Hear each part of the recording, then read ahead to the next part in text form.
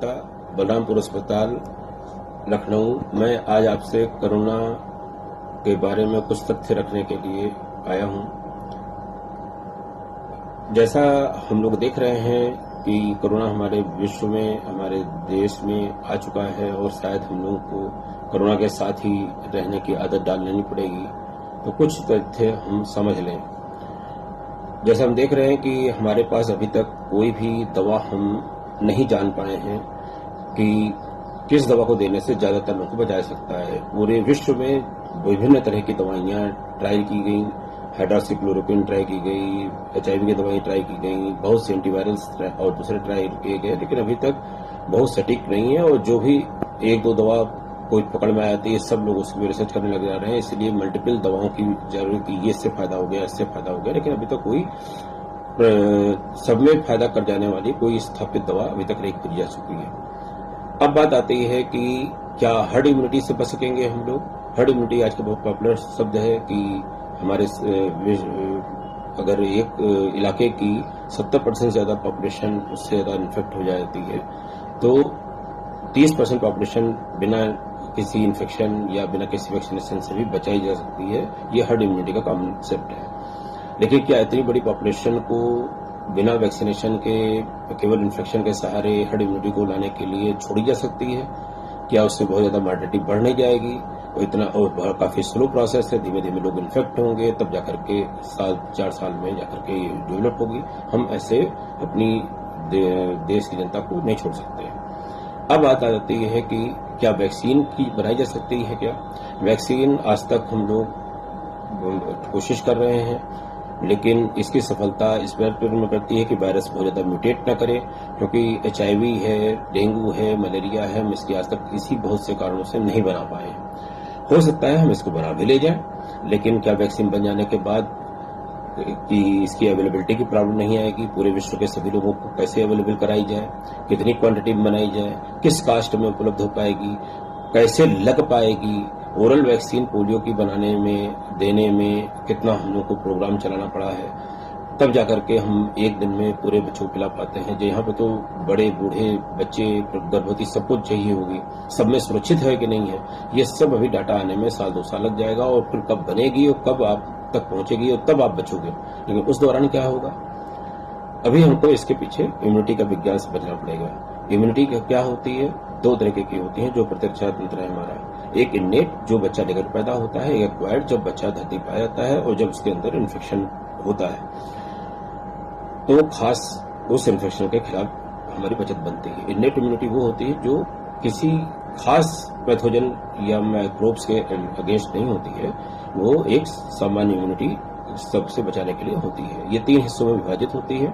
एक हमारे अंग उपांग, जैसे हमारी त्वचा हो गई, आईलेसेस हो गई, हमारे जो आते हैं उसमें सिलिया हो गए, आंखों सांसलियां हैं उसमें सिलिया है, नाक में बाल हैं, आदि इत्यादि इत्यादि। दूसरे हो गए कि हमारे विभिन्न सिक्रीशंस, जैसे हमारे आंसू हो गए, मुंह में सलाइवा हो गया, हाथों में गैस्ट्रिक जूस, पैंक्रियाटिक जूस आदि।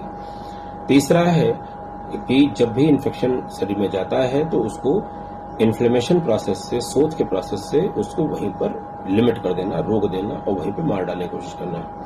जब वो उसकी इम्यूनिटी से बाहर निकल आता है तो फिर वो अलग से हर शरीर को मेहनत करनी पड़ती है जान बचाने के लिए। एक्वायर्ड वो होती है जो हम इन्फेक्शन जाता है जिसके खिलाफ इन्नेट इम्यूनिटी काम नहीं कर पाती है और शरीर उससे प्रति रिएक्शन करके एक नई तरीके स्पेसिफिक एंटीबॉडी बना करके आपकी रक्षा करता है। और ये 2 तरीके की हो सकती है। एक तो एक्टिव का मतलब हो गया जब आपके शरीर में वास्तविक इन्फेक्शन जाए और या आर्टिफिशियल इन्फेक्शन वैक्सीन के रूप में आपके अंदर डाला जाए, उसके अगेंस्ट आपकी एंटीबॉडीज बन जाए और आप सुरक्षित हो जाओ।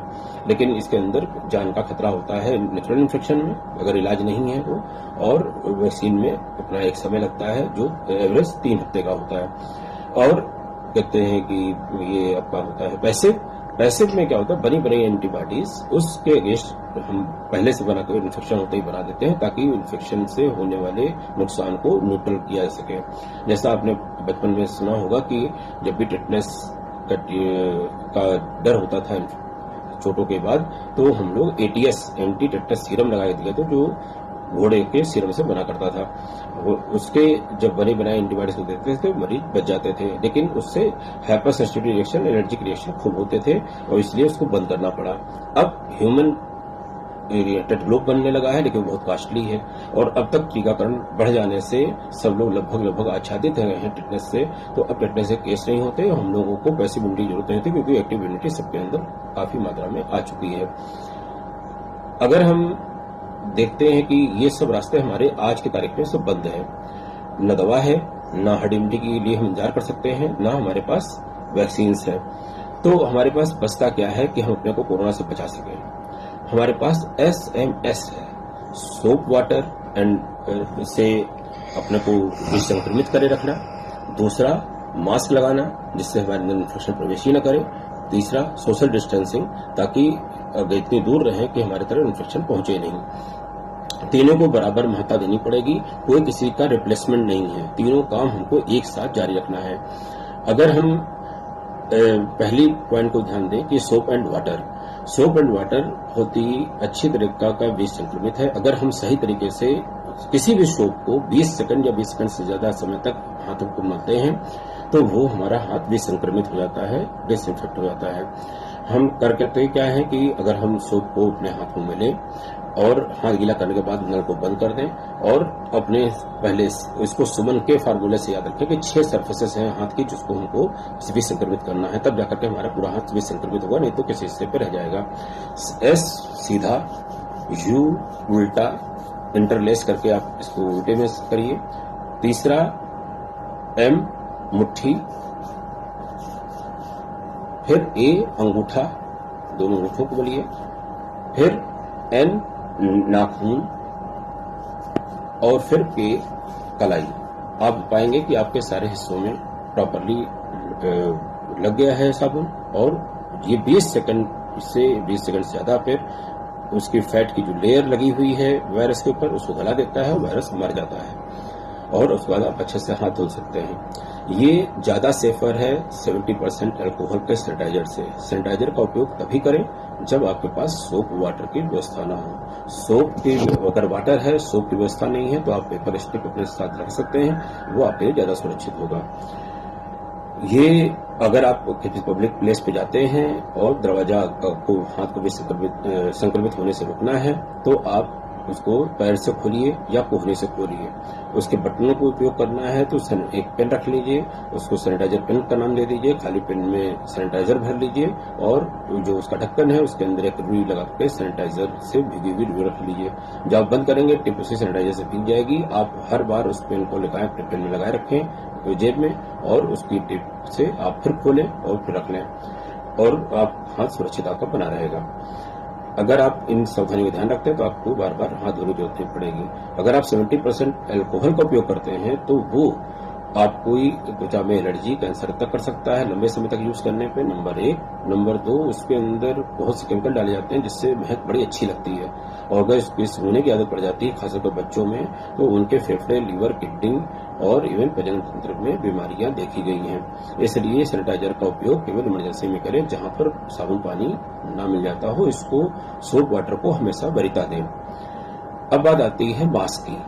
मास्क क्या है? जो अगर आप नाक और मुंह को किसी भी उपकरण से ढके रहते हैं ताकि आपके अंदर ड्रॉपलेट्स जो संक्रमित व्यक्ति के मुंह से निकल रहे हैं वो आपके शरीर में प्रवेश ना करें। अगर आप मास्क लगाए हैं लेकिन आपने ठुड्डी रख रखी, मुंह नाक खुला रखा है तो कोई फायदा नहीं होगा। कोरोना की हिसाब हमने थोड़ी देर खोल रखा था, ऐसे करके बचेगा नहीं। अगर आप मास्क लगा रहे हैं सही ढंग से लगाएं।